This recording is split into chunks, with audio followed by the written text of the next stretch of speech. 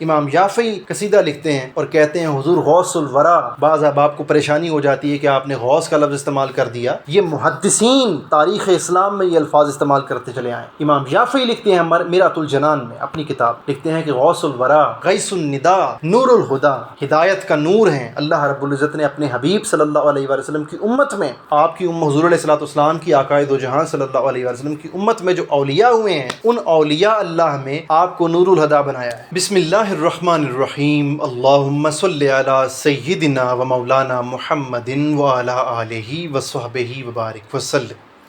السلام علیکم ورحمۃ اللہ۔ ڈیئر فرینڈس، ہوپ سو کہ آپ جہاں بھی ہوں گے خیریت سے ہوں گے۔ آج کی یہ بریف ڈسکشن حضور شیخ عبد القادر الجیلانی رضی اللہ تعالیٰ عنہ کی شخصیت سے متعلق ہے۔ اس مختصر سی نشست میں ہم محدثین کی نگاہ میں حضور غوث الاعظم الشیخ عبد القادر الجیلانی رضی اللہ تعالیٰ عنہ کی شخصیت کو جانچنے کی کوشش کریں گے۔ اس ضمن میں سب سے پہلے امام ابن تیمیہ کو کوٹ کرنا چاہوں گا۔ یاد رہے کہ امام ابن تیمیہ کا شمار ان ائمہ میں ہوتا ہے کہ جنہیں سلفی حضرات، یعنی وہ لوگ جو خود کو غیر مقلدین کہتے ہیں، جو کسی کی تقلید نہیں کرتے، یعنی فقہ کی تقلید نہیں کرتے، وہ لوگ انہیں نہ صرف حجت سمجھتے ہیں بلکہ اتھارٹی سمجھتے ہیں، ایک سند سمجھتے ہیں۔ سو امام ابن تیمیہ وہ اپنی شورۂ آفاق کتاب مجموع الفتاویٰ کی جلد نمبر 10 میں پیج نمبر 388 پر کوٹ کرتے ہیں۔ اور امام ابن تیمیہ کے حوالے سے یہ بھی میں بتاتا چلوں کہ آپ تاریخ اسلام میں وہ پہلی شخصیت ہیں کہ جنہوں نے توحید پر نہایت سخت سٹانس لیا، اور یہی وجہ ہے کہ وہ لوگ جو تصوف کے منکر ہیں وہ امام ابن تیمیہ کو اتھارٹی سمجھنے والوں میں سے۔ سو امام ابن تیمیہ جو توحید پرست بھی ہیں، توحید کے داعی بھی ہیں، وہ مجموع الفتاویٰ میں حضور غوث الاعظم الشیخ عبد القادر الجیلانی رضی اللہ تعالیٰ عنہ کا تعارف کچھ یوں کرتے ہیں، لکھتے ہیں کہ کان الشیخ عبد القادر الجیلانی رضی اللہ تعالیٰ عنہ اعظم من المشائخ زمانہم۔ وہ کہتے ہیں کہ حضور غوث الاعظم الشیخ عبد القادر الجیلانی رضی اللہ تعالیٰ عنہ اپنے زمانے کے جتنے بھی علماء تھے ان میں سب سے بڑے افضل عالم دین تھے، یعنی اپنے زمانے کے بڑے جلیل القدر عالم دین تھے۔ اس طرح وہ ان کا تعارف فرماتے اور لکھتے ہیں کہ آپ کا یہ جو مقام و مرتبہ ہے، جو جدا ہے، جو ممتاز ہے، ممیز ہے دیگر علماء اور اولیاء سے، وہ اس لیے ہے کہ آپ نے اپنے دور میں اور اپنے زمانے میں امر بالمعروف ونہی عن المنکر پر سب سے بڑھ کر سٹانس اپنایا، اور جو خدمات الشیخ عبد القادر الجیلانی رضی اللہ تعالیٰ عنہ کی اس ضمن میں ہیں وہ شاید کسی اور کی نہ ہو۔ اولیاء اللہ کی بات ہو رہی ہے اور علماء کرام کی بات ہو رہی ہے۔ سو یہ ابن تیمیہ کا قول ہے۔ پھر اسی طرح علامہ ابن تیمیہ رحمۃ اللہ تعالیٰ علیہ وآلہ رحمہ، آپ ہی کے شاگرد حافظ ابن کثیر، جنہیں عرب علماء نہ صرف پڑھتے ہیں بلکہ پڑھاتے ہیں، اور اہل عرب جو ہیں وہ ابن کثیر کو ایک اتھارٹی سمجھتے ہیں، اور سلفی حضرات بھی ابن کثیر کو پڑھتے ہیں اور پڑھاتے ہیں۔ آپ کی شورۂ آفاق تفسیر ابن کثیر جو ہے اس کا تعارف کسی سے ڈھکا چھپا نہیں ہے، مشہور زمانہ وہ کتاب ہے تفسیر ابن کثیر۔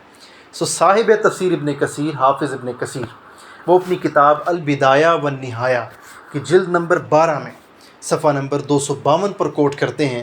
وہ لکھتے ہیں کہ حضور غوث الاعظم الشیخ عبد القادر الجیلانی رضی اللہ تعالیٰ عنہ سے خلق خدا جتنا مستفید ہوتی تھی اس کا بیان کرنا بھی ناممکن ہے، یعنی کہ وہ جو خلق خدا ہے، مخلوق خدا ہے، وہ حضور الشیخ عبد القادر الجیلانی رضی اللہ تعالیٰ عنہ سے علمی اعتبار سے بھی اور روحانی اعتبار سے بھی استفادہ کرتے ہیں۔ اور وہ بھی یہ لکھتے ہیں کہ الشیخ عبد القادر الجیلانی رضی اللہ تعالیٰ عنہ کے جو احوال ہیں، آپ کا جو طرز عمل ہے، آپ کی جو سوانح عمری ہے، وہ تواتر سے ثابت ہے، اس میں کسی قسم کا کوئی جھول نہیں۔ اور ابن کثیر یہ کہتے ہیں کہ ان سے پہلے کبھی کسی نے الشیخ عبد القادر الجیلانی رضی اللہ تعالیٰ عنہ کی شخصیت پر کبھی کسی نے تنقید نہیں کی، کوئی نقطہ نہیں اٹھایا۔ اس کے بعد میں آگے بڑھاتا ہوں اپنی گفتگو کو، اور سلفی حضرات ہی ایک اور جن کو وہ اتھارٹی سمجھتے ہیں، ابن رجب الحنبلی رحمۃ اللہ تعالیٰ علیہ، ان کو یہاں پر کوٹ کرتا ہوں کہ وہ اپنی کتاب الطبقات اس کی جلد نمبر 2 میں صفحہ نمبر 188 اور 189 پر کوٹ کرتے ہیں ابن رجب الحنبلی رحمۃ اللہ تعالیٰ علیہ۔ اور آپ نے ذرا ان کے الفاظ پر غور کرنا ہے کہ کس قدر لطیف اور کس قدر دل فریب انداز وہ الفاظ اپناتے ہیں حضور غوث الاعظم رضی اللہ تعالیٰ عنہ کے تعارف کے لیے۔ ابن رجب الحنبلی لکھتے ہیں کہ الشیخ عبد القادر الجیلانی رضی اللہ تعالیٰ عنہ ہوا زاہد، وہ بہت بڑے زاہد اور عابد تھے، زہد و ورع کے حامل تھے۔ پھر لکھتے ہیں الشیخ العصر، وہ اپنے دور کے سب سے بڑے عالم تھے۔ یہاں پر میں بائی دا وے یہ کہتا چلوں کہ میں نے ابھی تک کسی صوفی بزرگ کو کوٹ نہیں کیا، ایسا نہیں کہ میں نے کسی گلی محلے کے پیر صاحب کا کال یہاں پر کوٹ کر دیا ہو۔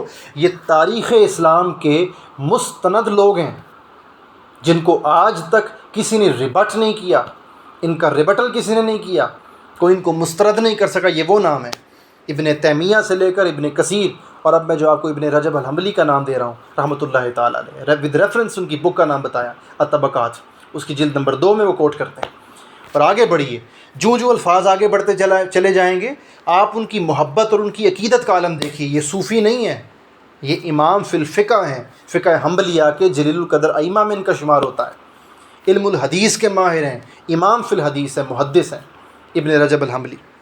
تو وہ کوٹ کرتے ہیں، آگے لکھتے ہیں کہ شیخ العصر و قدوۃ العارفین، اور شیخ عبد القادر الجیلانی رضی اللہ تعالیٰ عنہ صرف سب سے بڑے عالم ہی نہیں تھے اپنے زمانے کے، بلکہ وہ عاشقوں کے رہنما تھے، وہ سلطان المشائخ اور اولیاء کے سلطان تھے۔ یہ الفاظ استعمال کر رہے ہیں ابن رجب الحنبلی، جن کو سلفی حضرات حجت سمجھتے ہیں، اتھارٹی سمجھتے ہیں، اور پھر وہ تصوف کا انکار کر دیتے ہیں۔ وہ احباب ذرا انہیں بھی غور کرنا چاہیے، انہیں بھی دعوت فکر ہے کہ آپ جس قدر دیدہ دلیری سے بعض دفعہ زبان درازی کر دیتے ہیں الشیخ عبد القادر الجیلانی رضی اللہ تعالیٰ عنہ کی ذات سے متعلق اور ان کی حتک کرتے ہیں، ذرا سوچئے، ذرا اپنا بھی محاسبہ کیجیے اور دیکھیے کہ آپ کس قدر بعض دفعہ بے باکی اپنا جاتے ہیں۔ اولیاء اللہ انہیں تو کوئی خوف نہیں، جیسا کہ قرآن مجید میں بیان ہو چکا۔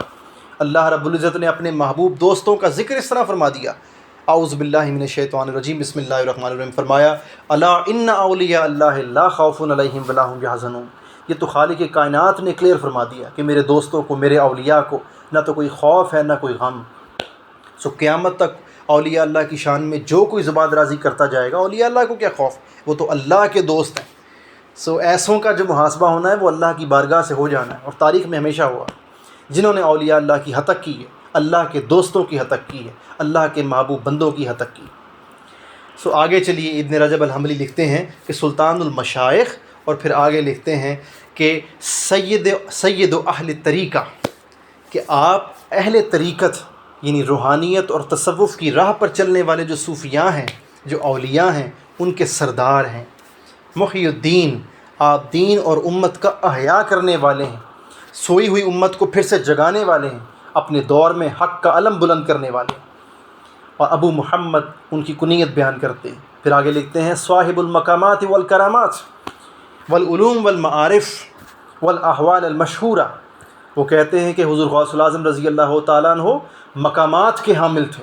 ابن رجب الحنبلی لکھ رہے ہیں کرامات کے حامل تھے، ذکر کرامات کا وہ خود کر رہے ہیں، کوئی صوفی بزرگ لکھ کا حوالہ نہیں دے رہا۔ پھر میں یہ بائی دا وے پھر کوٹ کرتا چلوں، بتاتا چلوں۔ وہ کہتے ہیں کہ مقامات اور کرامات کے حامل تھے، علوم و معارف کے حامل تھے، اور پھر آخر پر جو خوبصورت بات لکھتے ہیں کہ والاحوال المشہورہ، کہ آپ کے جو احوال ہیں، جو کرامات ہیں، وہ مشہور ہیں، زبان زد عام ہیں، تواتر سے ثابت ہے۔ کبھی کسی ان سے مطلب ابن رجب الحنبلی سے پہلے کا جو دور ہے، کبھی کسی نے آج تک حضور غوث الاعظم الشیخ عبد القادر الجیلانی رضی اللہ تعالیٰ عنہ کی ذات سے متعلق کوئی تنقید نہیں کی، کوئی ifs and buts کا مظاہرہ نہیں کیا، کوئی ڈاٹ نہیں لگایا ان کی کرامات سے متعلق یا ان کے احوال سے متعلق۔ آگے بڑھتے ہیں، امام ذہبی کو یہاں پر کوٹ کرتا ہوں، محدث ہیں، وہ اپنی کتاب السیر الاعلام والنبلاء کی والیوم نمبر 20 میں پیج نمبر 450 پر کوٹ کرتے ہیں، اور وہ لکھتے ہیں کہ لیس فی کبار المشائخ، کہ تاریخ اسلام میں جو بڑے بڑے مشائخ، صوفیاء اور اولیاء گزرے ہیں، علماء گزرے ہیں، کبھی آج تک ہم نے ان کے ایسے احوال نہیں پڑھے، من لہو احوال و کرامات، ایسے احوال اور کرامات ہم نے ان کے حوالے سے نہیں سنی، نہ کبھی پڑھی، نہ کسی نے بیان کی۔ اکثر من الشیخ عبد القادر، جو الشیخ عبد القادر الجیلانی رضی اللہ تعالیٰ عنہ سے متعلق تواتر سے ثابت ہے۔ سو یہ جو کرامات کا ذکر ہے حضور غوث الاعظم رضی اللہ تعالیٰ عنہ کی، ان کے جو احوال کا ذکر ہے، یہ محدثین کوٹ کر رہے ہیں، صوفیاء اور بزرگان دین کی تو بات ہی نہیں ہو رہی، ابھی محدثین کی بات ہو رہی ہے، جو علم پڑھنے اور پڑھانے والے لوگ ہیں تاریخ میں، بڑے بڑے نام اور جید نام، ان کا میں نے حوالہ آپ کو دیا۔ پھر اسی طرح ابن قدامہ الحنبلی، آپ فقہ حنبلیہ کے جلیل القدر امام شمار ہوتے ہیں، اور حتیٰ کہ آپ سلطان صلاح الدین ایوبی کے چیف ایڈوائزر رہ چکے ہیں، ان کے مشیر خاص تھے ابن قدامہ الحنبلی۔ آپ حضور غوث الاعظم رضی اللہ تعالیٰ عنہ کے نہ صرف شاگرد تھے بلکہ مرید بھی تھے، اور آپ بھی یہی کوٹ کرتے ہیں۔ ابن قدامہ کا جو قول ہے وہ کوٹ کرتے ہیں ابن رجب الحنبلی اپنی کتاب الذیل الطبقات حنابلہ میں۔ ابن قدامہ بھی یہی کہتے ہیں کہ حضور غوث الاعظم رضی اللہ تعالیٰ عنہ کی کرامات تواتر سے ثابت ہیں۔ پھر یہی قول امام شافعی بھی اپناتے ہیں۔ امام شافعی جو ہیں وہ فقہ شافعیہ کے جلیل القدر امام ہیں اور محدث ہیں اپنے وقت کے۔ اس قدر آپ کا علم الحدیث میں مقام ہے کہ ابن حجر اسقلانی جو صحیح البخاری کے شارح ہیں، شارح صحیح البخاری ہیں، اس قدر اعلیٰ پائے کہ امام فی الحدیث محدث امام ابن حجر اسقلانی وہ امام شافعی کی کتب کی تلخیص لکھا کرتے ہیں۔ تو امام شافعی کا یہ مقام، آپ بھی یہی قول اپناتے ہیں کہ شیخ عبد القادر الجیلانی رضی اللہ تعالیٰ عنہ کی کرامات تواتر سے ثابت ہیں، ان کے احوال تواتر سے ثابت ہیں۔ پھر اسی طرح یہی قول ابن نجار بھی لیتے ہیں الذیل التاریخ بغداد میں۔ یہ جو اقوال ہیں حضور غوث الاعظم رضی اللہ تعالیٰ عنہ کی ذات سے متعلق، سیرت و شخصیت سے متعلق، وہ محدثین کی نگاہ میں بھی اگر آپ دیکھیں تو وہ وداؤٹ اینی کنٹروورسی ہیں، ان کے ہاں کوئی کنٹروورسی نہیں پائی جاتی۔ محدثین نے ہمیشہ حضور غوث الاعظم رضی اللہ تعالیٰ عنہ کا ذکر بڑے ادب اور احترام سے کیا ہے، حتیٰ کہ جو امام شافعی کا میں نے بھی ذکر کیا، یہ اپنی کتاب مرۃ الجنان میں اس کی جلد نمبر 3 کے صفحہ نمبر 349 پر حضور غوث الاعظم رضی اللہ تعالیٰ عنہ کے لیے قصیدہ لکھتے ہیں۔ یہ محدث ہیں، امام فی الحدیث ہیں، علم پڑھنے اور پڑھانے والے لوگ ہیں، یہ صوفی بزرگ نہیں ہیں امام شافعی، یہ فقہ شافعیہ کے امام ہیں، اور فقہ شافعیہ عرب کے ہاں اپنایا جاتا ہے۔ امام شافعی قصیدہ لکھتے ہیں اور کہتے ہیں حضور غوث الورا، بعض احباب کو پریشانی ہو جاتی ہے کہ آپ نے غوث کا لفظ استعمال کر دیا، یہ محدثین تاریخ اسلام میں یہ الفاظ استعمال کرتے چلے آئے ہیں۔ امام شافعی لکھتے ہیں مرۃ الجنان میں اپنی کتاب میں، لکھتے ہیں کہ غوث الورا غیث الندا نور الہدا، ہدایت کا نور ہیں۔ اللہ رب العزت نے اپنے حبیب صلی اللہ علیہ وآلہ وسلم کی امت میں، آپ کی حضور علیہ الصلوۃ والسلام کی عقائد و جہاں صلی اللہ علیہ وآلہ وسلم کی امت میں جو اولیاء ہوئے ہیں، ان اولیاء اللہ میں آپ کو نور الہدا بنایا ہے۔ اولیاء اللہ کی بات ہو رہی۔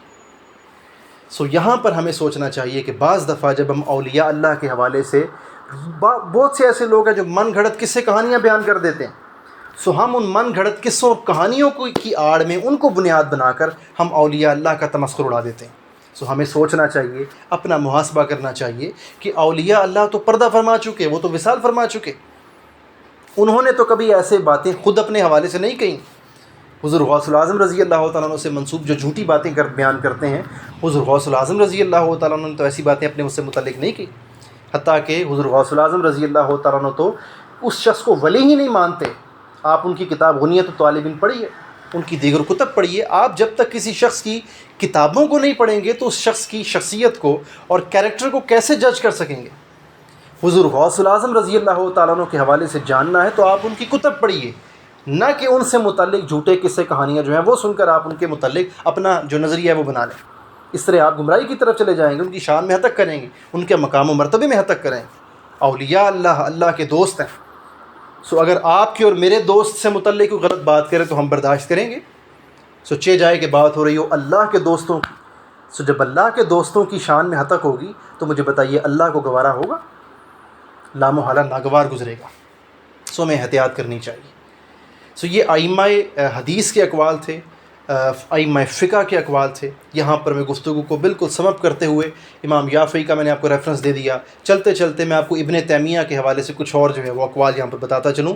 علامہ ابن تیمیہ، جو وہ لوگ جو تصوف کے منکر ہیں وہ ابن تیمیہ کو پڑھتے ہیں، پڑھاتے ہیں، اتھارٹی سمجھتے ہیں، ان کے لیے دعوت فکر ہے آخر پر جانے سے قبل کہ ابن تیمیہ کے حوالے سے ذرا اتنا بھی غور کر لیجئے کہ علامہ ابن تیمیہ نے اپنی قبر کی وصیت کہاں کی تھی، یعنی کہاں اپنی قبر بنانے کی وصیت کی تھی، ذرا وہ بھی پڑھ لیجئے۔ امام ذہبی السیر الاعلام والنبلاء میں لکھتے ہیں کہ امام ابن تیمیہ جو ہیں انہوں نے اپنی قبر مقابر الصوفیاء میں بنوانے کی تجویز اور وصیت کی تھی۔ مقابر الصوفیاء جو تھا وہ ایک مقام تھا جہاں پر صرف صوفیاء اور اولیاء اللہ کی تدفین ہوا کرتی تھی۔ صوفیاء سے ہٹ کر جو درویش لوگ نہیں ہوتے تھے ان کی تدفین نہیں ہوتی تھی۔ لیکن ابن تیمیہ نے خود وصیت کی کہ ان کی جو قبر ہے وہ مقابر صوفیہ میں بنوائی جائے۔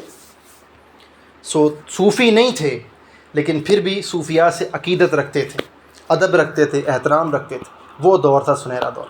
آج ہمیں پلٹ کر پھر اس دور کی طرف جانا ہے اور ایک دوسرے سے اختلافات کو اتنی ہوا نہیں دینی کہ ہم ایک دوسرے کی ہتک کرتے پھریں، ایک دوسرے سے دوریاں پیدا کرتے پھریں اور ان دوریوں کا ان کی جو وسعت ہے وہ بڑھاتے چلے جائیں، بلکہ ان دوریوں کو کم سے کم کرنے کی ضرورت ہے، پیار اور محبت کے ساتھ۔ اور یہی پیار اور محبت کا درس اولیاء اللہ نے اور صوفیاء اعظام نے ہمیشہ دیا ہے۔ اللہ رب العزت ہمیں عقیدہ صحیحہ کے ساتھ ساتھ عمل کی توفیق عطا فرمائے، اور گفتگو میں اس بندہ ناچیز سے جہاں کہیں غلطی ہو گئی ہو تو اللہ تعالیٰ معافی عطا فرمائے۔